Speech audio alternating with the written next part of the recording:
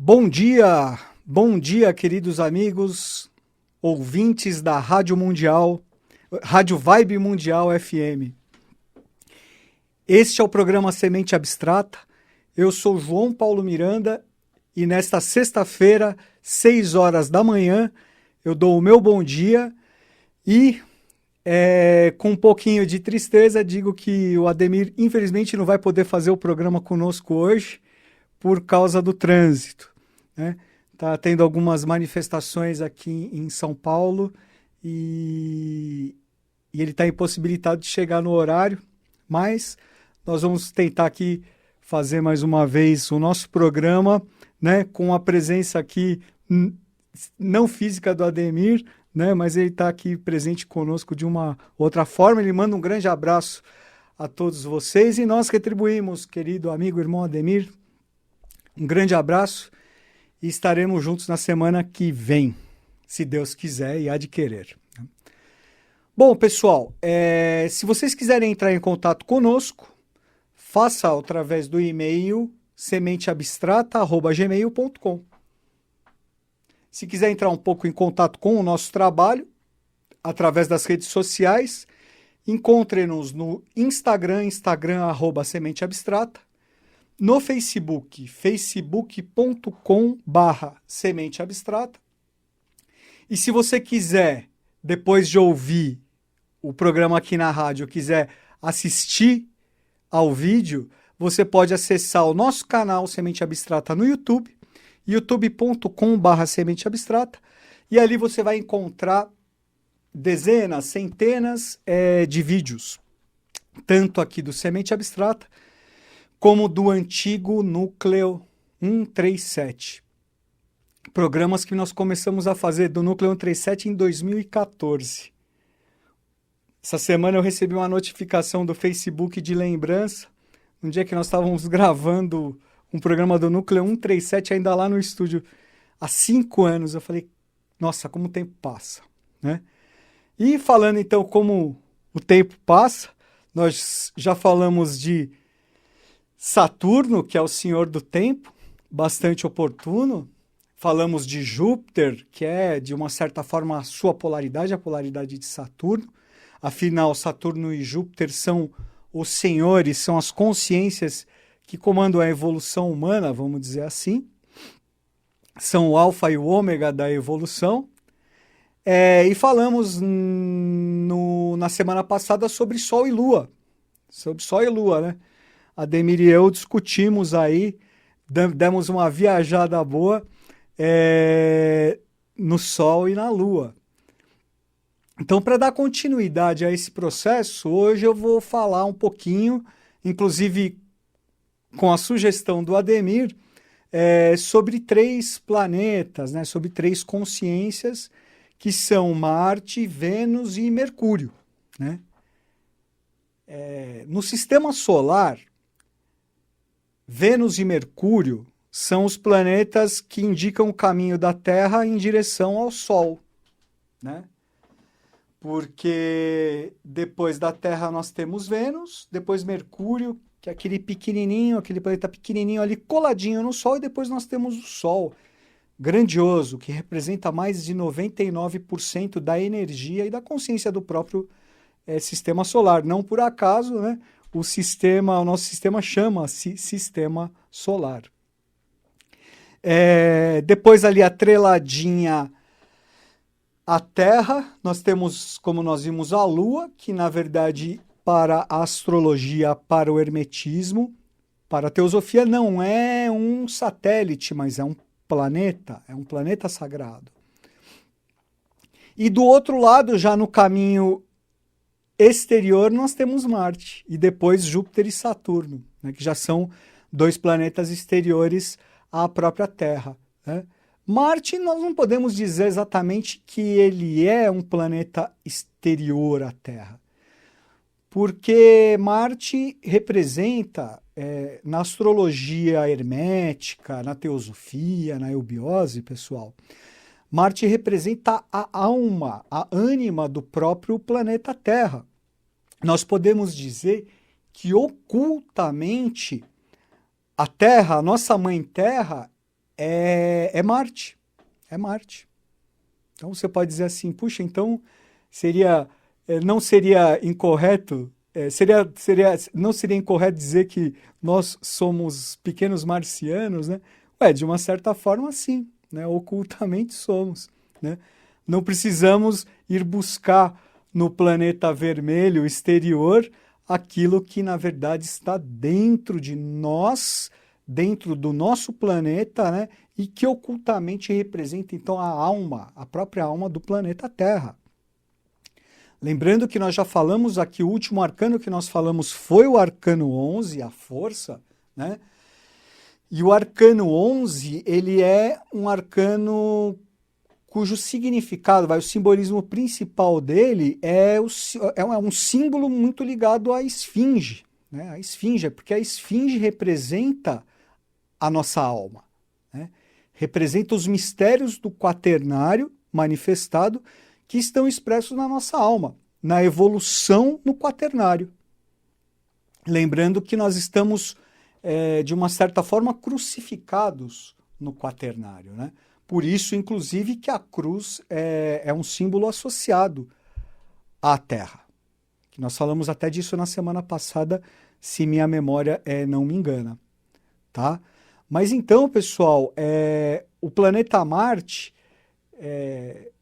normalmente se diz, vamos dizer, na astrologia mais vulgar, assim, mais externa, né, que Marte significa simplesmente o conflito, a briga, né? A agressividade, é o planeta que rege a guerra. E isso está errado? Não, claro que não. Mas é uma abordagem muito superficial das características arquetípicas, né, das características do simbolismo mais profundos ligados à consciência de Marte. Então, as características de Marte eles estão muito além da questão da agressividade, da guerra ou do conflito. Mesmo se nós formos buscar a fonte na mitologia, né, na mitologia grega, greco-romana, que, aliás, é uma fonte formidável de estudo e de base para a astrologia, né? Eu diria que é imprescindível para aqueles que querem se aprofundar no estudo da astrologia, e não só da astrologia, mas do hermetismo como um todo, da teosofia, é imprescindível o estudo da mitologia. Tá? Porque a mitologia é um cabedal assim, incomparável de conhecimento, né? E de conhecimento simbólico, de fontes, né? Incríveis, realmente, de conhecimento. Então, pessoal, é isso. Marte, num sentido mais profundo, ele não representa só a guerra e o conflito, né? E como eu falei, na mitologia grega, greco-romana especificamente, a parte relativa a Marte ela é um pouco pobre, né? Porque na mitologia greco-romana, grega especificamente, Marte, que é identificado como Ares, é um deus que ele é até um pouco ridicularizado pelos outros deuses, tá? Ele, vamos dizer, o maior atributo deles num primeiro momento, é ele ser amante de Afrodite, que é Vênus. Né? E seria simplesmente uma consciência ligada à guerra, ao conflito e ao sangue. A sede de sangue. Né? Quando, na verdade, não é isso que ocorre. Como eu falei, Marte, como dizia Helena Petrovna Blavatsky, a fundadora da teosofia, Marte é um dos planetas mais misteriosos, se não o mais misterioso, do sistema solar e da astrologia, do hermetismo. E esse mistério está relacionado diretamente com esse aspecto mais profundo ligado a Marte, ligado à esfinge, né? Ligado a essa questão da alma da Terra, dele ser ocultamente, ele representar a Terra. Ele tem um sentido de sacrifício muito grande. Né? Marte é sempre o sacrificado. Inclusive por isso que acabou da palavra, do vocábulo Marte, acabou originando, né, o próprio termo mártir. Né? Mártir, Então nós não temos aqui, por exemplo, Tiradentes, o mártir da independência, né? E temos tantos outros mártires na história da humanidade, né? O próprio Cristo, né? Jesus, os sacrificados, né? Nesse momento do sacrifício, eles são todos marcianos, né? Marte rege os signos de Áries e de Escorpião. É o regente arquetípico de Áries. E Áries é o simbolismo do carneiro, né? O carneiro. Carneiro e também do cordeiro, né? O cordeiro é o filhote do carneiro. E se nós formos observar na Bíblia, no Novo Testamento, por exemplo, a figura do Cristo, a figura de Jesus, né? Para nós hermetistas, eubiotas é o nome oculto de Jesus, Yoshua ben Pandira, né? É aquele que foi sacrificado no Morro do Gólgota, naquilo que nós chamamos a tragédia do Gólgota. E ele é chamado, né, do quê? Do Cordeiro de Deus, né? O Cordeiro de Deus que tira o pecado do mundo, né? É aquele que se sacrifica, que em sacrifício se dá em holocausto, né, pela humanidade, né? Então Marte tem esse sentido sacrificial muito forte. É um simbolismo muito forte, muito profundo, né? Então nós não podemos simplesmente falar que Marte é o planeta que rege a guerra e que seria um planeta maléfico, né? Isso é uma falsidade, não é nem uma falácia, é uma falsidade, tá? Mas vamos lá, a polaridade de Marte, aí Marte nós vemos com uma força masculina, né? Marte é uma energia elétrica, né? Uma energia elétrica masculina, vermelha, né? Ligado à cor vermelha. Lembrando que nós estamos num ano regido por Marte, né? Marte também está muito ligado ao simbolismo de São Jorge que luta contra o dragão. Olha aí, outro simbolismo forte de Marte surgindo. Eu estou querendo passar para Vênus e Mercúrio e Marte não está me deixando, né? Mas tudo bem. Agora nós vamos, Marte. Já falei de São Jorge também. Então, sobre as bênçãos de São Jorge desse ano de 2019, regido por Marte, vamos passar então para Vênus, que é a polaridade, como eu falei, é o aspecto feminino, né? Vênus representa a beleza, representa o aspecto feminino, enquanto Marte representa uma força elétrica, Vênus representa uma força magnética, estabilizadora, né? Geradora da vida, né? É o aspecto feminino superior por excelência, a figura de Vênus. Na mitologia, Afrodite, né? A deusa da beleza, e ela rege desde as questões mais passionais, né? Afrodite, a deusa, no seu aspecto, vamos dizer, de sombra, ela fala muito das paixões, né? Tanto que ela, por exemplo, ela e Áries, né? Afrodite, Áries, Vênus e Marte, eles tinham uma relação amorosa escondida, né? Na verdade, era uma traição, né? Eles tinham uma paixão louca um pelo outro. Mas Vênus, então, tem esse aspecto, né, das paixões, mas também tem um aspecto do amor superior, sabe? Do aspecto ligado ao quê? Ao amor universal, à mãe divina, né? Ao que nós chamamos na teosofia, por exemplo, no hermetismo, de segundo trono, o mundo das leis, né? O aspecto superior feminino, ligado ao sagrado feminino, à mãe divina. Tanto que o arcano que rege o planeta Vênus, perdão, é o arcano 3, sobre o qual nós também já abordamos aqui no nosso programa Semente Abstrata há alguns meses. Se vocês forem pesquisar aí, vocês vão encontrar o arcano 3, a Imperatriz. Que ela também tem esse sentido, aquilo de realização. Por quê? Porque ela é a geradora de frutos. Ela é, vamos dizer, a mãe terra gerando seus frutos, né? Gerando seus filhos, nutrindo os seus filhos. Então, Vênus também tem essa característica, né? Daquela que nutre, né? A nutridora. Eu acredito que essa palavra esteja correta. Se não estiver, vocês me corrigem, né? Mas aquela que nutre, a nutridora, o aspecto superior do feminino. Existe também uma ligação um pouquinho mais profunda, um pouquinho mais oculta, né, de Vênus, vamos dizer, Vênus no sentido evolutivo, Vênus na cosmogênese, e na antropogênese, que é o estudo teosófico da origem do cosmo, do universo, cosmogênese, e da origem do ser humano, antropogênese, né, nós dizemos que Vênus é o quinto princípio, certo? Então, enquanto nós estamos no quaternário, como eu falei, nós estamos crucificados no quaternário, são 4 pontos cardeais, são 4 elementos da natureza. Vênus, nesse sentido, ele representa o quê? O quinto princípio, a quinta essência. Ele já é ligado, então, enquanto existe o fogo, a terra, o ar e a água, o elemento, vamos dizer assim, ligado a Vênus já seria o éter, né? O éter, o Tati Vakasha. Ele já tem aquela... Ele serve de ponte do que nós chamamos de Antakarana, né? De ligação já com o espiritual, com o superior, com o mental abstrato, né? Inclusive, por isso, ele representa, como força feminina, ele representa, claro, a sensibilidade, a beleza, mas indo para o sentido superior, o sentido até mais ligado ao mental abstrato.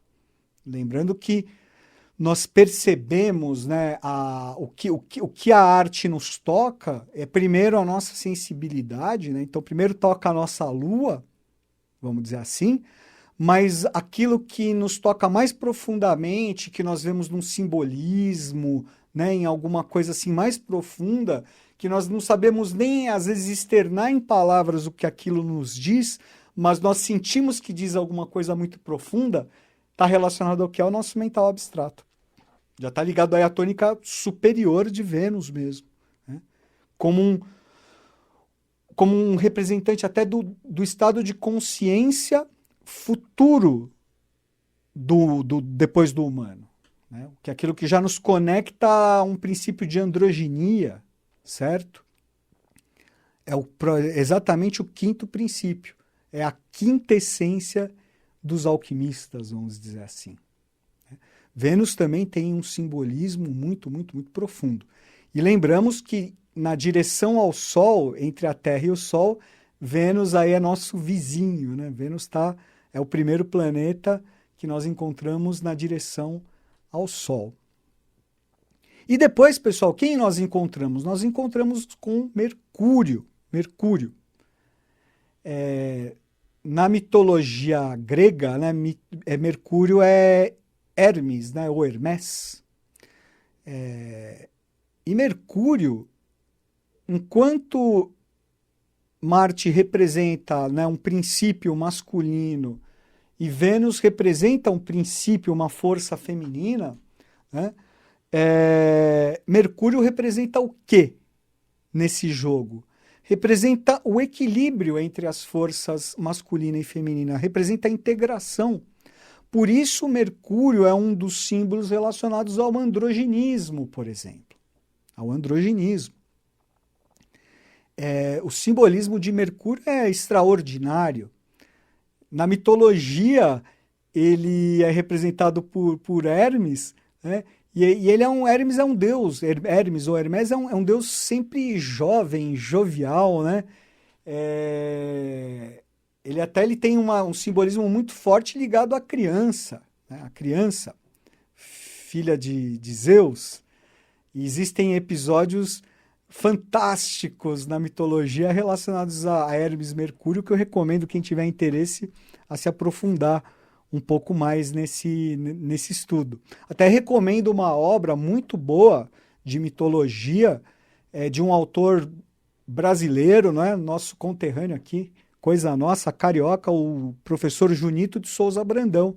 Ele tem uma obra em 3 volumes, chamada Mitologia Grega, que é muito, muito bom, tá? Eu diria que é excelente, tá? Do que eu conheço, é uma das melhores obras, se não a melhor, tá? Muito, muito, muito boa mesmo. O Junito de Souza Brandão, ele era um grande estudioso e ele tocava questões mais profundas, a questões aí já próximas do universo dos símbolos e da própria iniciação. E ele fala, como eu falei, de histórias fantásticas relacionadas a Mercúrio, né? Mas Mercúrio é aquele que tem asas nos pés, né? ele carrega um caduceu, né, o caduceu de Mercúrio, e ele é chamado do deus psicopompo. Psicopompo, essa palavra estranha, mas que na verdade significa que ele é o deus que faz a conexão. Ele é o mensageiro, ele é o que faz a conexão do Olimpo com o Hades, ele viaja por tudo, né? Mensageiro, ele é o que faz as mensagens, né? Ele é o senhor das mensagens, o deus mensageiro. Por isso que, dentre outras coisas, né, o planeta Mercúrio na astrologia está associado ao quê? A comunicação. A comunicação rege a mente, rege a nossa inteligência, né? Mercúrio é realmente uma força extraordinária e que tem também um simbolismo profundo muito grande, muito grande. Nós não podemos nos esquecer de que aquele que trouxe as chamadas 7 leis herméticas, dentre outras coisas maravilhosas, foi quem? O deus Tote, egípcio, que foi assimilado pela cultura grega, pela mitologia, pela cultura grega, como Hermés, e depois romana como Mercúrio, né? Então, a própria consciência de Mercúrio foi a que trouxe as leis herméticas, né? Que trouxe o hermetismo, né? Se nós estamos aqui hoje falando esses assuntos e tal, é pela interveniência, né? pelo fato dessa consciência já ter estado aqui presente entre os homens, né? Já esteve presente sobre várias personalidades, sobre várias formas, dentre elas a do grandioso Hermes o Trismegisto, né? Hermes o 3 vezes grande, 3 vezes grande. Como estado de consciência, pessoal, Mercúrio representa aquele que está além de Vênus. Então, nós não falamos que Vênus representa o quinto princípio, né? A quinta essência. Mercúrio já representa o sexto princípio. Enquanto Vênus é o mental abstrato, o estado de consciência que ele rege, Mercúrio já está além, já está no nível búdico, nós chamamos de búdico ou intuicional. Búdico, princípio búdico, é o sexto princípio. É o sexto princípio. Mercúrio também, na mitologia, vamos dizer assim, na tradição judaica cristã, ele é, como nós conhecemos, o arcanjo Micael. O arcanjo Micael, aquele cuja, vamos dizer, a tradução literal do nome do hebraico significa quem como Deus. Aí já vai para questões evolutivas ligadas, né, a Mercúrio e Vênus, como Mercúrio como Micael, como Miguel, o nome mais atual, digamos, Aquibel, né? E o quinto princípio, chamado na quinta hierarquia de Vênus, que é chamada de Lúcifer, que não tem nada a ver com esse sentido negativo que nós temos, que nós recebemos aí da nossa herança, principalmente cristã e católica romana, né? Vamos dizer assim que como existe a polaridade em tudo, existe a tônica de Lúcifer, que também é chamada Luzbel e Ojarabel, existe como luz e como sombra, né? Nós somos condicionados a aprender apenas o lado de sombra, né? O lado inconsciente, relacionado ao que nós chamamos de queda das hierarquias. A queda da quinta hierarquia luciférica na matéria, revoltada, inconsciente, né? E quem trouxe a quinta hierarquia, quem forçou a descida da quinta hierarquia na matéria, necessária, absolutamente necessária por questões evolucionais, que não cabem falar agora porque o nosso tempo está se esgotando, mas Ademir e eu vamos falar em outras oportunidades, mas nós já falamos disso em outros programas do Semente Abstrata e do Núcleo 137, né? Mas por questões de necessidade evolucional, né? Como parte da quinta hierarquia venusiana não aceitou se materializar, vamos dizer, descer a matéria aqui no quaternário, foi necessário que o sexto senhor, que a sexta hierarquia, Mercúrio, viesse. Aí esse é o próprio simbolismo também de Micael com a sua espada, quem como Deus, né, ele desce com o seu irmão mais novo, aí no caso ele com a consciência de Vênus caindo parcialmente revoltada e inconsciente. Isso só para deixar um gostinho, esse mistério está muito relacionado ao arcano 16 do tarô maior, também, né, a torre ou a casa de Deus.